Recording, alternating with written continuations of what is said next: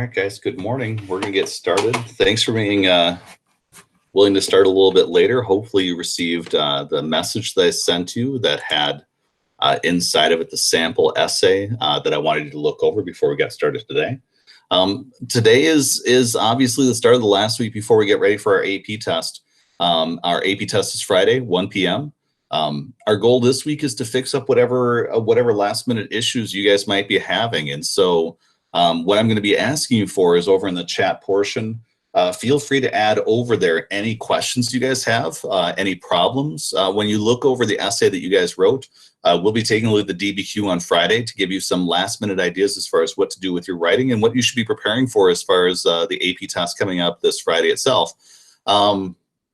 If you need things this upcoming week, like there are certain skills that you need to work on, if there are certain time periods that you want us to review, all of that stuff is fair game. And so I have nothing planned for this week. I do have materials that I plan on working through with you guys to make sure that you have all the resources that you need. But this week is definitely all about you and satisfying the problems and needs that you might be having. When you think about the rubric score that you guys got back from the Friday assessment, the thing I want to highlight for you is, number one, if you're unsure about why you scored the way that you did, you and I can definitely have a conversation to discuss what's going on with the rubric. And in particular, what I need to highlight for you is the difficulty with the rubric itself. It's not enough just to factually have some information about the topic, trying to address the rubric skill. Your rubric performance needs to be at a level that satisfies the expectations of what the College Board has to earn credit for demonstrating that skill well enough to bypass this course in college. And so if you didn't score well enough in a rubric area to trigger that point, that doesn't mean that you're a bad writer, but it does mean that at this point we have to work on honing that skill more with more analysis and detail that will help you to be able to earn those points on the test that you're taking this week. So let me show you a few different things today.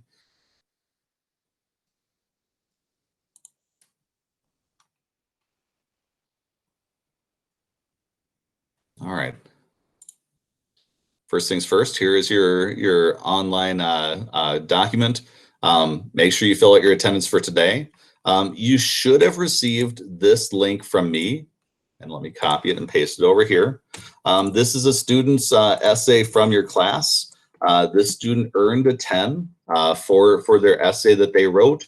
And when you work your way through the essay writing that they have, the things that I want to highlight for you are these things. Number one, when you take a look at the essay itself, there are elements of the essay where I was able to read the student's essay and see the structure that we had discussed in class with thesis statement, contextualization, use of documents, use of outside information. But what I want you to get a feel for is, number one, you could tell that this student knows their content really well because of the amount that they wrote. So I want you to check yourself. The reason why I gave you a DBQ about the progressive era is because of the fact that the progressive era is one of the trickiest time periods in US history. When we studied in class, I mentioned to you there were all sorts of laws and tariffs and other sorts of actions that took place that you needed to have learned and memorized at the time. Like I mentioned to you at the time, I pointed out that it was not good enough just to announce that Teddy Roosevelt broke up trusts. You could see that from the DBQ that was given. You actually need to bring in outside information, specific nouns, specific proper facts that you could bring into your essay that demonstrates that not just a general trend that took place, but specifically here's the evidence that proves that you're on the right track with your essay writing. And that's what many of us lacked when we were writing over the time on Friday. A lot of our essays turned into document-driven essays. And if you take a look at what this student is doing with their writing, you'll notice that this student's documents, first of all, they've got them organized in the system that they think is best for them. And so they don't just go document one says this, document two says this. They're introducing their documents in the way that best helps them structure and support the essay that they're trying to create. What is their argument as they're building their way through? When you think about that, then, if you realize at this point that your content knowledge isn't strong enough to be able to do an essay question like this one, that's where you need to be working first. You know the type of stuff that belongs on an essay. And so what we spent our time on for the past few weeks is highlighting this rubric. You must figure out on the test on Friday how to maximize your scoring on this rubric with these categories. And if all you're doing is just summarizing, document 1 says this, document 2 says this, you're kind of living in this category. We've got to bring in outside information, because when you think about outside information, this is outside information right here. The idea that you're going to be doing contextualization is outside information. These two pieces of outside evidence are outside information. So is happy or HIPAA, whichever term you like to use. But even this piece, when you're supporting your essay viewpoint with documents and you're actually being able to explain the argument you're trying to create, this is where you're bringing in outside information to help you to expand and explain not just what is the document's main point, not proving that you can read, but specifically, what are you tying it to historically to show that it is helping you to prove an argument? And in this case, the argument that you are wrestling with is this essay question, if I could find it.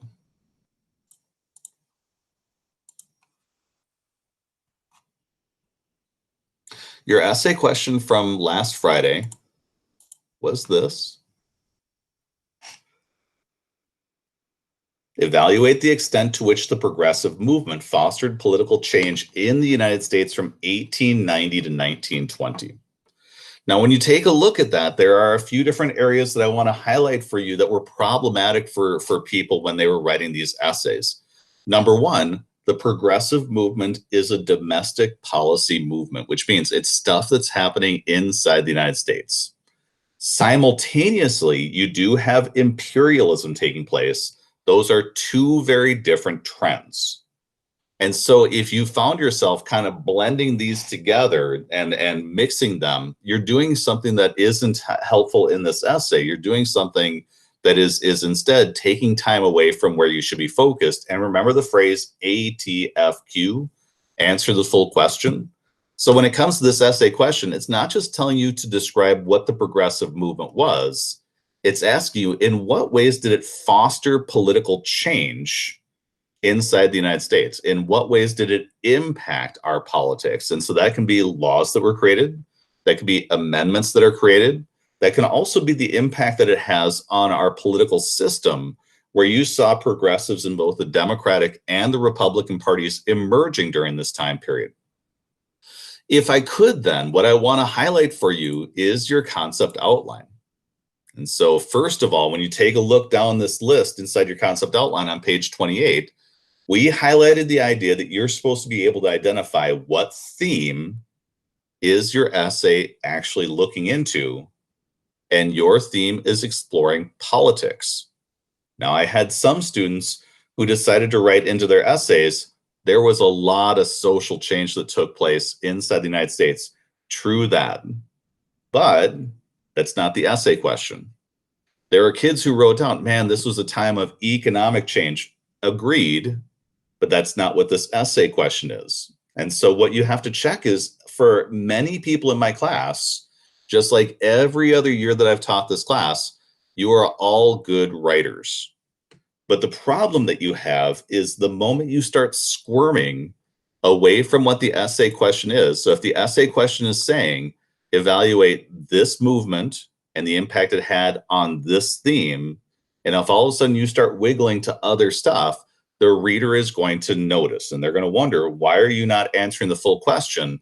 And the way that it's going to hurt you is on your rubric, because all of these skills, contextualization, evidence, and analysis and reasoning, the way that you earn those points is not just by citing an outside piece of evidence or summarizing your document, it's using it to explain the impact that progressivism had on political change. To what extent did it change politics during this time period? And if you find yourself writing about other things, you are wasting time. You will write down a bunch of stuff. Factually, it will be accurate, but as far as whether or not it's earning you points on the DBQ is totally related to the idea of, are you actually answering the question you're supposed to be answering? As you look forward then on your concept outline then, I showed you this page on pages 32 and 33, and I highlighted that it might be a good idea for you to have inside your concept outline, and I'll make a copy of this link so that you're able to have it if you need another bite at that. But your essay question is from period 7. And you can see right here, here are the progressives as one part of our concept outline. And if you look around it, you can see things that could be used as contextualization.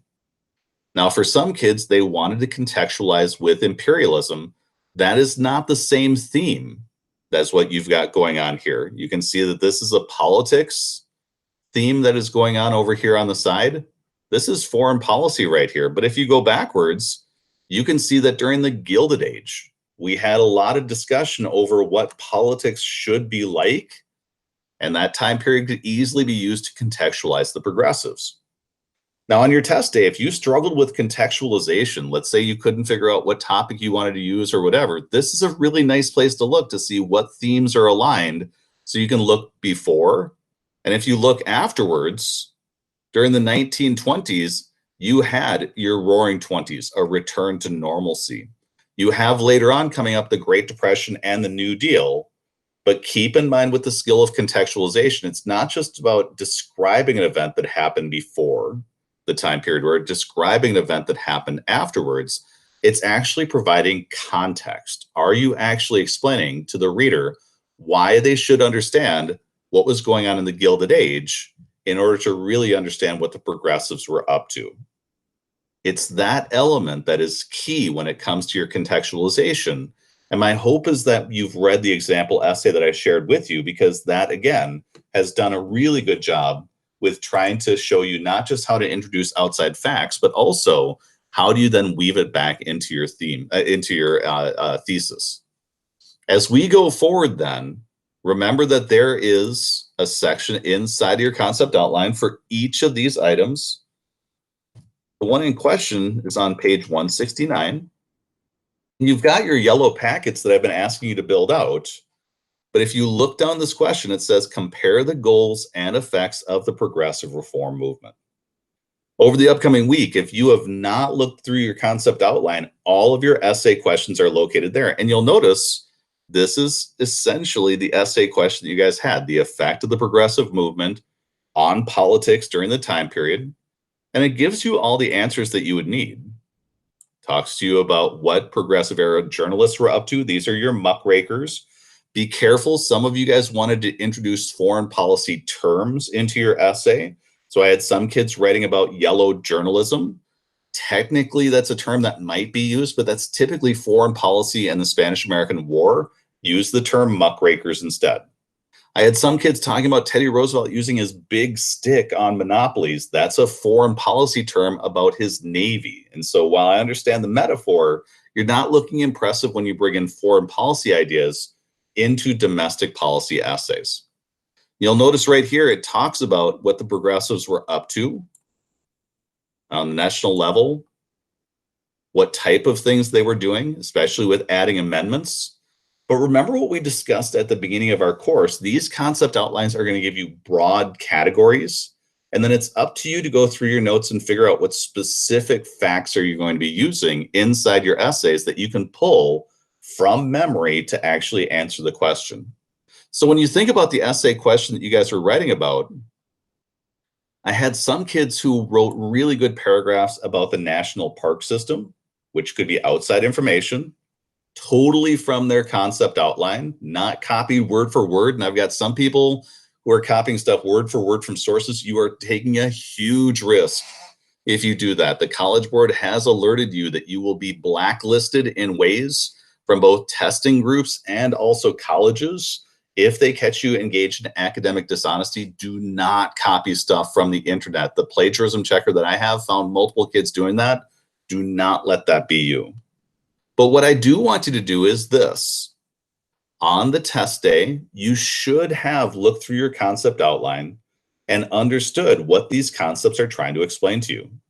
You should have specific proper nouns identified for how you would use specific facts to go further explaining each of these different concepts. And on your AP test day, let me show you then how you figure out what you're doing with your essay. Your DBQ is going to be set up in ways that is going to have for you different layers of documents. They're going to have some documents that are easily accessible for every single student. And the reason why is if they've got a bunch of kids on this rubric getting zeros, that's a really bad look for the College Board. So what they're anticipating is that there's a solid chunk of kids in class who are going to end up scoring zeros, ones, or twos. And their viewpoint is that you can come up with a claim to the question, and you should be able to look at a document and using your reading skills, you should be able to summarize the main point of what's going on with the document. That is this point then, and this point. Our goal is to go further, but if you are struggling with document reading, we have to figure out how to maximize the rubric because of the fact that there will always be low-level documents, mid-level documents, and difficult documents. You should also be prepared. The documents will oftentimes be set up to have a point counterpoint element. So if you felt like all 5 of the documents were pro-progressivism in the same way, you missed out on some key things that may have hurt you with your essay writing. And keeping in mind that you can double check and look to see information to make sure you're on the right track is a possibility with this test. You do have an open notebook element as long as you're not copying and pasting. But for us, the more you have to do that, the harder this test is going to be. So let me show you each of the 5 documents and explain what is taking place. Document 1, Washington Post 1907, shows Teddy Roosevelt with a gun having killed a bad trust, having tamed a good trust, and having other monopolies doing his bidding because of the fact that they've been terrified into doing what Teddy Roosevelt wants them to do, is the main summary of this document. If that's what you put into your essay, you have just put in a summary. And even if you start talking about Teddy Roosevelt's wanted to frighten bad trusts and to break up the really bad ones, get the good ones to obey, none of that stuff is getting into deep analytical thinking yet with your document analysis. Now, when you think about happy or hippo with this document, that can be earned a number of different ways. The H for historical context could describe what was going on historically during the time period.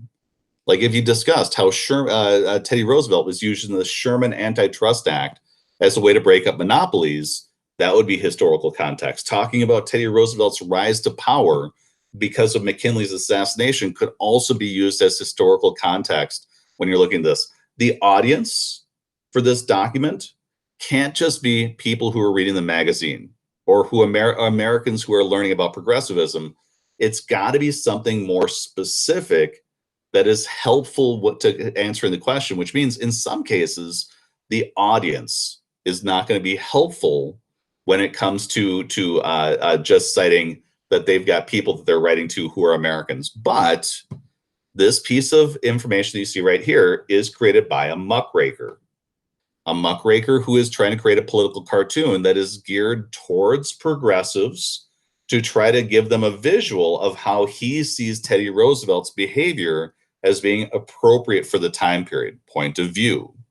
He is trying to say that this is better than laissez-faire economics, where we had totally unregulated businesses. And the purpose is to show support for Teddy Roosevelt's trust busting with the idea that this isn't communism taking over every government business as part of the government. This is instead something different. You'll notice then that I'm being specific with my analysis. I'm not just being general and talking about how he's writing to everyone in the country. I have to be more specific in this moment. And in particular, if I want to earn the point for not just describing the document, you remember that there's a second element in your rubric right here that's talking about supporting the argument. Doing that with this document would be like explaining that in the Northern Securities case, Teddy Roosevelt took on J.P. Morgan and the railroad industry to try to break them up as an example to other monopolies. You need to be bringing in outside information beyond just reading the document and summarizing the document. If I looked at the majority of the kids in my class who are going to struggle on the AP test this week, That's where I see the failure happening is for many of you guys, you're looking at the document, summarizing what it says as if this was a basic skills reading test. And in particular, this is asking you to take what you see here as like a hint, and then that you're being asked to expand it with other knowledge that you have, specific proper noun style knowledge that you can add into your essay. This document is supposed to be one of the easy ones to use inside of your essay. This document is also seen as an easy one to be able to use inside of your essay because the Neil Reynolds report that you see right here is a government investigation to check out the claims that were made by the jungle about what was going on with meat packing. Now, if you wanted to, in your historical contextualization, you could use the jungle, but keep in mind that if you're using the jungle inside your essay, some kids planned on having that be their outside information. What I want you to be looking for, though, is when you're looking through your documents here, I want you to be looking for what elements of progressivism does not have a document attached to them. What gaps are being created here? So if you did include like the jungle, the Pure Food and Drug Act, the Meat Inspection Act, those are all great pieces of information. They are knowledge that you're bringing from the top of your head, but on your rubric, those aren't things that would be seen as outside information beyond that found in the documents, because the document is definitely steering you towards that information. Now, to be fair, there are ways that if you use outside information that has some links to the documents, they could earn you the outside information point. They're just risky. So when we think about this point right here, the H could absolutely be the jungle that was going on. You could talk about Gilded Age practices that went on with factories. The audience for this report, though, this is a government report that is being used to inform politicians about what the conditions are like inside meat packing plants. This is being created in 1906 during the Teddy Roosevelt presidency, which means that this report is being produced during the presidency of a progressive. And this sort of information in the past would have largely been ignored during the period of laissez-faire, hands-off business, but we're going to find that politicians are more interested in reform during this time period. And so this sort of report is more likely to lead to action like the Pure Food and Drug Act, the Meat Inspection Act. And it's those elements that you have right there that are going to earn you your point. Keep in mind your question. So let me bring you back to your question that you have right here. Your question that you guys had was evaluate the extent to which the progressive movement fostered political change. So if you write about the jungle and how this is echoing what's going on in the jungle, but you never get to the point of what impact did this have in creating political change, you're not actually answering the question. You are totally summarizing the document correctly. You do totally have this right. But if you just say casually and generally, this created reforms, you are not to that level yet on your rubric where you are actually earning this point right here for supporting your argument. You're just summarizing the document at that point. This is where I need to be clear with you guys. For many of you guys, your essays are possibly scoring low, but you have so many opportunities to bump that score quickly by being more thorough and more analytical with your writing. Now, some of you will notice this key element. This is going to be really hard to do in the time limits they provided. Absolutely. This is where you have to be cognizant of your rubric and figure out how are you planning on accumulating the most points you can with the time allotted, because when it feels like a short amount of time to you, it feels like a short amount of time to everybody. Sadly, though, the fixes that I have are these things. Number one, the stronger your content knowledge is when you go into the AP test, the less stuff you'll need to Google search during the test itself. And be careful, I would not be doing any Google searching if I had my choice, because you are in danger of running out of time, but also plagiarizing. And if you get hit with plagiarism, your entire essay is out. Better to have your content understood and ready to go, so you don't need to do a lot of searching around or tracking down or back checking. This document right here was intended to be an easier one. And so what I found on my rubric is documents 1 and 2 oftentimes scored highly. Document 3, though, proved to be tricky for a lot of kids. This is kind of your mid-level document that you have right here. And with Teddy Roosevelt, I had some kids who were making assertions that for Teddy Roosevelt, he was somebody who hated the Electoral College, is what students will claim. This line here is tricky, though. What this line is saying is that during the time period, it was very rare for somebody to get elected president who hadn't also won the the popular vote. Now, you're living in a weird time where twice in the past 20 years, with George W. Bush and with President Trump, we've had presidents who have been able to win the Electoral College while losing the popular vote because of the way that the electoral votes are distributed throughout the country. All that Teddy Roosevelt is saying here is that the Electoral College, while it was built for certain reasons back by the Federalists way back at the start of our country, at this point, we have been able to trust voters to make decisions about the presidency because in each election outside of just a couple, the presidency had been chosen correctly by the popular vote. His argument that he is making then is that we should be putting more power and more voting rights into the hands of the people. And in particular, he is supporting the idea of creating the 17th Amendment to allow the direct election of senators by individuals rather than corruptly allowing the politicians to be able to scam out who is going to get positions of power in the United States government through political machines or corruption. This is a tricky document.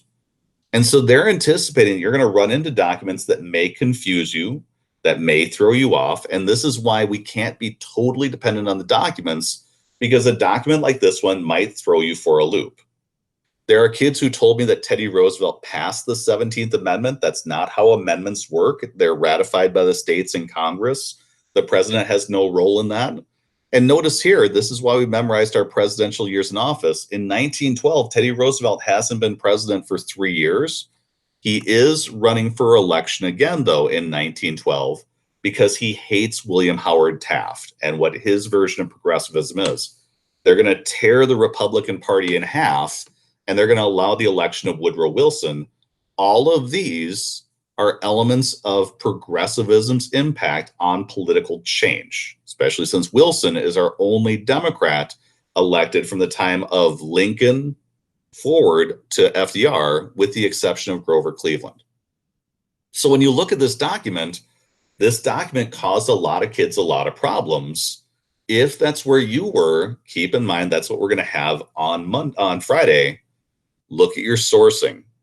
Think through what's happening here. Read this holistically. Take your best shot, but also plan on using the full rubric right here so that if you do have a document where you make mistakes, you're not jeopardizing your entire essay. Keep in mind also that if you do find yourself getting in trouble with the last 3 documents, you can still earn a really high score. And I had students who only were able to do well with 2 of the documents, and they were able to still score highly because they got thesis, contextualization, use, and support from 2 documents, 2 outside pieces of information, happy with both of those documents, and then complexity as well. So keep in mind, if the documents throw you, the documents are meant to be kind of a trap for kids who don't know their content well enough. So they'll go through all 5 of the documents, encountering mid-level ones, and then 2 really tricky ones. Document 4 is meant to be very tricky. Herbert Crowley, writing for the New Republic in 1914, is writing about Woodrow Wilson. And what Woodrow Wilson has going on here is Herbert Crowley is more liberal than Woodrow Wilson is. Not that Woodrow Wilson isn't liberal, but here's what's going on with this document. Number 1, Woodrow Wilson ran for election on the idea of new freedom. His idea was that we should make the government big, break up all monopolies because they're bad. Then after all the monopolies were gone, he could shrink the government, and then he would be able to go back to small government because he's a Southern Democrat, and also small businesses. and we could wipe out all of our monopoly problems. In order to do that, remember what Woodrow Wilson does. He creates the Clayton Antitrust Act. He is involved in creating like the Federal Trade Commission. He is building the Federal Reserve. He does a lot of things, but what this guy asks is, does Woodrow Wilson, a guy who is so smart, believe that we can fix our modern society with just a few laws? Crowley's arguing that we've got much more substantial problems than just a few laws will fix, especially since in 1914, Woodrow Wilson announces that new freedom is now over. We've accomplished what we needed to accomplish, and it's because World War I has broken out. And Woodrow Wilson is realizing it would be really great to have large businesses that we could then nationalize to create all the tanks and the planes and other sorts of things that we would need for our war effort. Now, if you did not see all these things inside this document, I want to ask you a few questions. Number one, how well do you have down Woodrow Wilson's specific facts, like what he actually did progressively? Not that he was a progressive generally, but do you remember any of the laws that he created? The fact that he is doing things with like the Underwood tariff to lower tariffs inside the United States, that he is trying to put into place workplace laws like the Wilson-Gorman, not Wilson-Gorman, like the workplace laws that are happening during this time period. And you can see that I'm trying to blitz through and losing things on my own as well. This is tricky. So if you find that this is one of your tough areas, this needs to be reviewed over the upcoming week. But this also highlights the idea that if you're dependent on documents as your way to be able to carry you through the DBQ, some documents are going to be created here to find out who is really moving fast. Document 5 does the same to you. Document 5 is in opposition to all the other documents. Hammer versus Dagenhart is going to be pointing out the fact that we had workplace safety laws put into effect. You learned about things like Mueller versus Oregon. You learned about child labor laws that were created during this time period. In this case, though, the Supreme Court is going to agree in Hammer versus Dagenhart that the United States government has gone too far, that progressivism has limits. And in this case, they're going to argue that the Commerce Clause does not allow the federal government to create workplace laws relating to child labor. So this is throwing out decisions that were made earlier about child labor laws. If you didn't see that, if you didn't know that, if you didn't remember this court case, that doesn't make you bad. But the feeling of the College Board is that if multiple documents here are throwing you for a loop, you should not be scoring a 5 on the AP test. Or if you do score a 5, it's because of the fact that you've figured out ways to maximize other parts of your rubric to demonstrate the historical skills that you guys need to be using. Now, we haven't received from the College Board any insights as far as where their breakpoints are going to be. And in particular, the reason why is because of the fact that when they write an essay question, they hope that they're writing an essay question that every kid will read the way that they're looking at it. But there are times when they create essay questions that are harder than what they're anticipating. And as a result, their scores are showing that this was a harder test. And so they'll figure out ways to average the scores to make sure to figure out what should be a breakpoint for a 3, 4, 4, 4, or 5. But that is our trick at this point. You will get a DBQ like this one that is not going to have same levels of documents. They'll go from low, middle, high. And if you find yourself saying, man, these documents were hard, absolutely. This is the reason why for the AP US History test, this is such a tricky test. And this is what we have to be able to overcome. The way that we are able to overcome that then is by coming in with our outside information reviewed over the next week to make sure that if we even encounter documents that are tricky, we're trying to figure out how can we utilize the documents as best we can. If we fail in the use of the documents, as long as it's not a fatal error, we're going to be okay, as long as we're also demonstrating other skills that can help us to be able to get through. At this point, then, what you've got sitting in front of you, you've got your essay question from last week, and I'll make a copy of this so that you can have that again if you need to look it over at all. You've got your essay question and the rubric that I shared with you guys. Are there any questions or problems that you guys have before we wrap up for today about what was going on with the essays from Friday? You can feel free to either post them into the chat area or else unmic if you'd like to do so.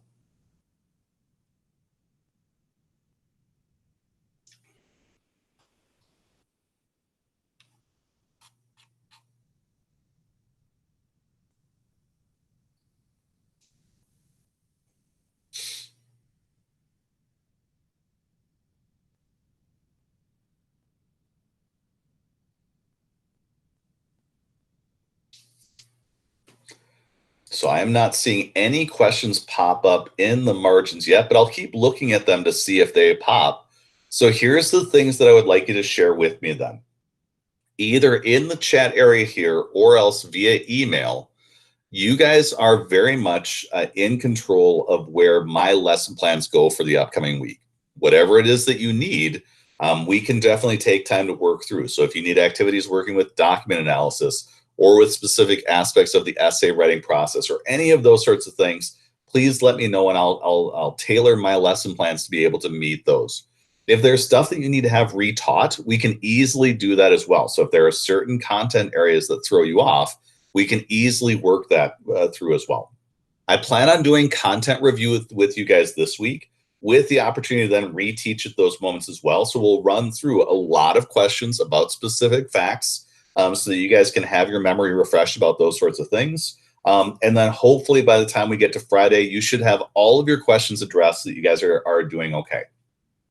The final thing I need to highlight for you, though, is this class is totally about growth. And so if you are somebody who's like, oh man, I failed on this essay question, guess what happens to all of us during some of our college classes? We run into skills that we need to cultivate more deeply. And that feeling of anxiety and frustration that comes with that is never a great feeling to feel. It is that motivation or fuel that will get you moving in a different direction.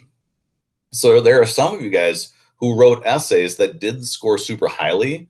I do not think anything badly of you. You are in your own spot. You have your own road to travel. You need to choose one of two different paths. One path is be sad and mad and do nothing. That's not productive.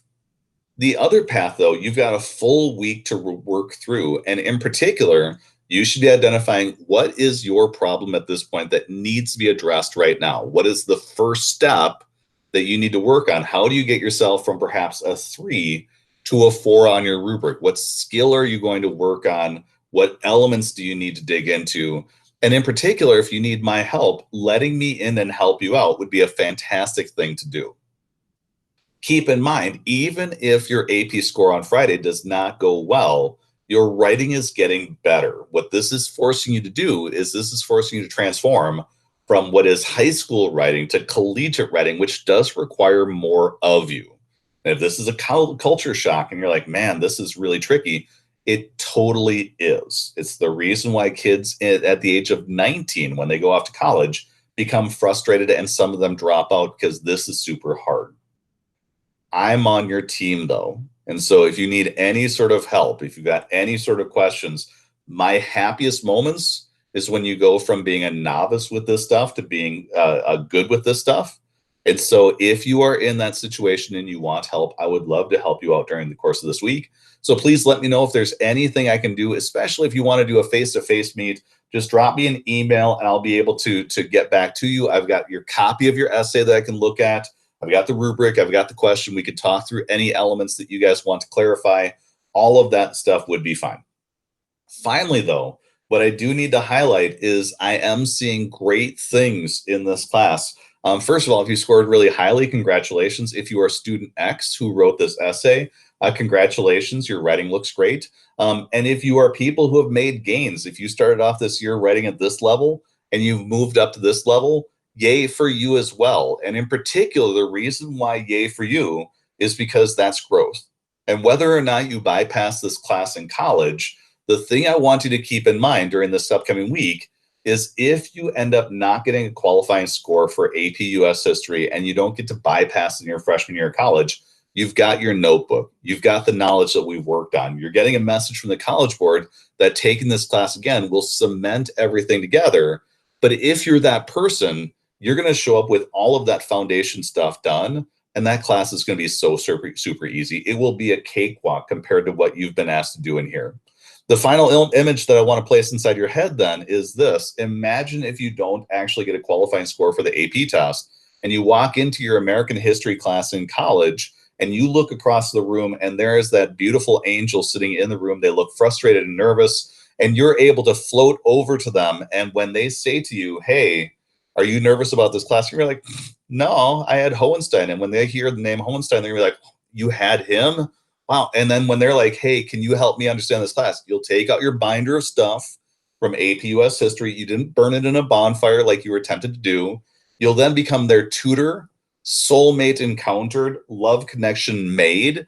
And for some of you, you may want to actually tank the AP test strictly for that opportunity to be that angel for somebody that you're tutoring in college. Don't ha ha ha me, Abby. That is, I mean, you talk about the chances for love connection being made. God, that sounds beautiful. So anyway, in my book, it's win-win for everything. I am very much proud of all of you guys wherever you are, and if you've made mistakes, if you've got things that you're working on, if there are problems that you're trying to work your way through, don't give up at this point. Use this week to work on the skills. We have no idea what question you're going to be asked. We have no idea how much better we can get, and let me know if I can help you out.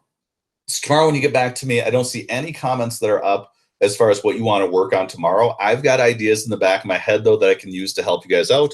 The only thing I want to share with you is I found this when I was looking around over the past weekend. Number one, if you do need a rubric, if you do need an app, there are three of them: Romulus, iScore5, or High Five Wizard. All three of them, Madeline. I love that we're going to have like teams of people failing with one another so they can become like the tutor squad in college. You guys are beautiful. If you need an app, this is a great way to build up your content knowledge fast. And so feel free to try out any of these. They're not super expensive and they're really good at grinding content.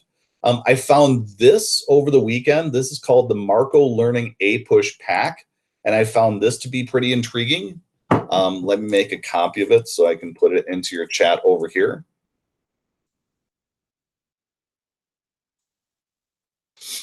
This pack right here gives you a really quick overview of the concept outline on the left-hand side and details that you may want to be using on the right-hand side about names, dates, facts, big concepts, and whatever. So if you need a quick read of the time periods, especially periods 3 through 7, which is going to be your focus on the AP test, this is not a bad place to go.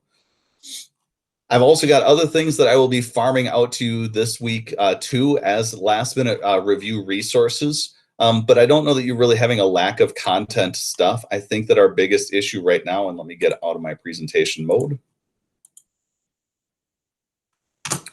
We got to figure out what skill we need to target. And in particular, you know where you're sitting currently. And this is not the time to give up. This is the time to figure out where to best apply your time to try to build up your score from, let's say, 3 to a 5, 5 to a 7, wherever you're sitting. Let me know if I can help you out. I really want the best for you guys. And I know you've been through a tough go, especially since this is not the ideal way to prep. So if you have any sort of needs, let me know about them. But otherwise, I will see you tomorrow at 8 a.m. To continue our review process. You guys have a great day. Thank you, Abby. You have a great day.